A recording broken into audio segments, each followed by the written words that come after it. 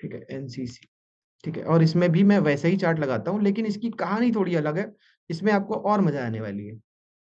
क्या मजा आने वाली है कि आप देखो यहाँ से ये जो भागा है, ठीक है, इन जनरल अगर आप देखोगे तो इसमें भी वही कहानी है। 14 में भागा है।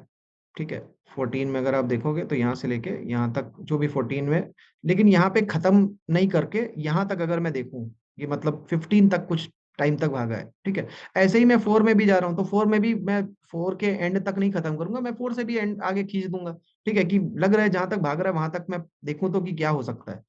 ठीक है, तो मैंने वहां पे भी देखा कि भाई अगर 5 तक जा रहा है, 2005 तक जा रहा है, तो ये अच्छा खासा 550, मतलब एक तरीके से 600%, यहाँ पे 550%। ठीक है, तो ये एक और नई चीज हमारे लिए है। ठीक है, अब दिस उसमें चले गए, बीएससी में चले गए, तो फिर बीएससी में डेटा मिल जाता, उसका मैं एक एग्जांपल बता दे रहा हूँ। बीएससी में अगर मैं जाता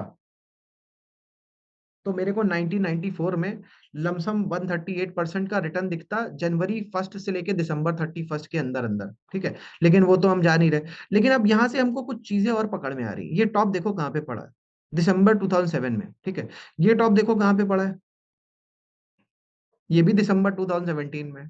तो कुछ क्लियर हुआ, कुछ पता चला। ये देखो, कुछ समझ में आया? मेरे हिसाब से समझ में आ गया होगा, बहुत सारे लोगों को समझ में आ गई होगी बात, मैं क्या कह रहा हूँ। टाइम वाइज अगर आप देखो, मैं टाइम अगर उठा करके इसी को इसके साथ में रख दूं, लमसम सेम टाइम। समझ में आ रहा है, दिख रहा है कि नहीं? कितने लोगों को दिख रहा है? कितने लोगों को दिखी ये बात? समझ में आई? मेरी बात समझ में आ रही? देखो यार, ये सब चीजें ऐसी है ना कि ये कोई बताने वाला नहीं है, दुनिया में कोई बताने वाला नहीं है। तो ये आपको समझ में आया? देखो, ठीक है, ये मैंने कॉपी किया था, इसको वापस से यहीं पे रख देता हूँ। ठीक है, अब ये आपको कोई बताने वाला नहीं, ना मेरे को कोई बताने वाला था, बस चार्ट की ऑब्जर्वेशन कर करके ये सब हमारे सामने आया। ठीक, अब देखो उसके बाद में गिरावट देखो, यहाँ पे ये गिरावट है नीचे, कहाँ तक गई है? ये अगर मैं देखूं मार्च 2009, या कह लो यहाँ पे सितंबर 2008। ठीक है, अब मैं इसको ऐसे बना देता हूँ। ठीक है, अब मान लो ये अगर टाइम फ्रेम नहीं भी फिक्स है, कोई बात नहीं, अब ये 20 में चला गया, एक साल एक्स्ट्रा हो गया। ठीक है, लेकिन अब ये देखो यहाँ तक भी तो गिरा है, ये क्या है, नवंबर 2011, यहाँ तक भी मैं बना दे रहा हूँ। और यहाँ पे भी ऐसे ही मैं देख रहा हूँ, यहाँ पे एक बॉटम है, ये 22 में चला गया। ठीक है, 11 में तो कुछ ऐसा नहीं हुआ सीधा।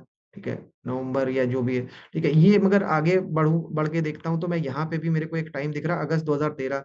यहाँ पे क्या दिख रहा है, जून, जुलाई, मतलब एक तरीके से अगस्त 2022 में भागना चालू हुआ है, तो मे भी एक आध साल का कुछ और ऊपर नीचे वो है। लेकिन आप थोड़ा सा देखो कि इस तरीके से हम बहुत सारी चीजें प्रेडिक्ट कर सकते हैं। यहाँ पे एक साल थोड़ा कम भागा है, यहाँ पे एक साल ज्यादा गिर गया है। ठीक है, अगर मैं देखूं तो मैं यहाँ तक भी अगर मेजर कर दूं, क्योंकि इसके बाद में ज्यादा गिरा नहीं है, यहाँ तक अगर मैं मेजर कर दूं इसके बाद ज्यादा गिरा नहीं है, तो लमसम सेम टाइम अगर मैं देखूं तो उतना 1.5 साल, पौने 2 साल गिरा है, पौने 2 साल गिरा है। तो क्या इस टाइम पे, आने वाले टाइम में हमें इन्वेस्ट करना चाहिए, ट्रेड करना चाहिए? मेरे को बताओ जरा।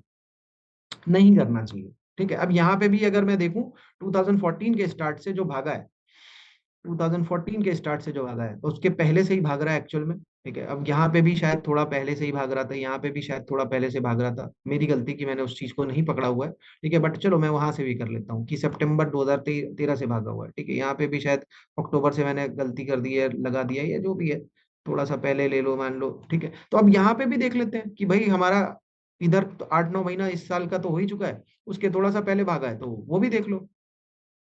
मतलब मैं तो आपको तरीका बता रहा हूँ क्रिटिकल थिंकिंग का, कि भाई क्या तरीके से आप जो है बेटर रिजल्ट थोड़ा पा लो। ठीक है, ये अब ऑलरेडी भाग चुका है। ठीक है, अब ये ऑलरेडी भाग जाने की वजह से क्या हुआ, हमारे जो यूट्यूब के लाइव सेशन होते हैं वहां पे हमने कुछ ऐसे स्टॉकों को पकड़ा जो शायद अच्छा पोटेंशियल रखते हैं इंफ्रास्ट्रक्चर के, तो उनको भी देखिएगा थोड़ा।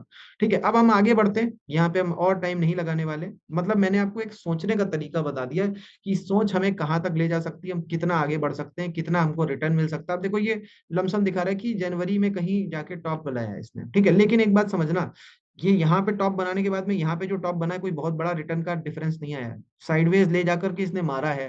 तो ये भी देखो आप कि कितना टाइम, 2 साल लमसम इसने रगड़ दिया, परेशान कर डाला, 2 साल से ज्यादा। ठीक, यहाँ पे भी क्या हुआ है, ये आपको जो दिख रहा है, इसके पहले यहाँ पे एक टॉप बनाया है। ठीक है, उसके बाद में फिर इसने लमसम, मतलब ठीक है अच्छा भागा है यहाँ पे, लेकिन काफी टाइम परेशान किया है। तो एक्चुअल में टॉप जो है वो मार्च अप्रैल 2006 के आसपास अच्छा बन गया है। ठीक है, यहाँ पे क्या, मई में ही 15 में ही अच्छा खासा बन गया, ठीक है। तो इस तरीके की चीजों को भी ऑब्जर्व करिएगा, ठीक है। चलो अंदर चलते हैं अब और आगे बढ़ते हैं, ठीक है। तो ये सब क्या था, ये वो ज्ञान है जो आपको कहीं मिलेगा नहीं, ना किसी किताब पे मिलेगा, ना किसी वीडियो में मिलेगा। ये सब चीजें कैसे आती हैं, ऑब्जर्वेशन से आती हैं। अगर आपने ऑब्जर्वेशन नहीं मार्केट में बैठा ली, चार्टों को अच्छे से नहीं देखा, आप देखो क्या करते हो ना आप लोग, मैं बता दे रहा हूँ बेसिक चीज। आप लोग चार्ट पे तो जाते हो, लेकिन चार्ट को केवल देख के छोड़ देते हो। ये जो कर्सर ऊपर नीचे आगे पीछे हो रहा है ना, इसको नहीं देखते। इसको अगर आप ले जाकर के ऐसे कर करके देखना चालू करोगे ना, आपको बहुत कुछ पता चलने लग जाएगा। आपको दिखेगा, अरे भाई ये बॉटम से बॉटम डिफरेंस मेरे को दिख रहा है कि यार जितना है उतना ही ये वाला भी बॉटम से बॉटम है, ये देखो, ठीक है। यहां से लेकर के यहाँ वाला जितना दिख रहा है, शायद इसके जैसा कोई और यहाँ पे हो। तो इस तरीके से मेजरेबिलिटी के बेसिस पे बहुत सारे काम आपके चालू हो जाएंगे। जहां पे आप मेजर करोगे, अब देखो एक चीज, अनुमान जो है ना वर्ड, उसको समझो क्या है। अणु, एटम्स, ठीक है। मान मतलब मेजरमेंट, ठीक है। अब ये एटम तो नहीं है, लेकिन एटम तो हर चीज है, ठीक है। तो ये वैसे हम चार्ट को वैसे नहीं मान रहे। तो अनुमान जो है वो तभी आपका हो सकता है जब आप मेजर करो, वरना आप अनुमान ही नहीं लगा पाओगे। अब अनुमान का मतलब गेस नहीं है, एक बात और समझ लो। अनुमान में मान छुपा हुआ है, मेजरमेंट। मेरी बात समझ में आ रही है? अनुमान का मतलब गेस वर्क नहीं है। अनुमान का मतलब एक्चुअल में प्रिडिक्शन ही है, कि हम अनुमान लगा रहे हैं कि कितना भाग सकता है, क्या हो सकता है। किसको किसको लगा यार, अब तक बहुत खतरनाक चीजें सीख चुका हूं। किसको किसको लगा अभी तक?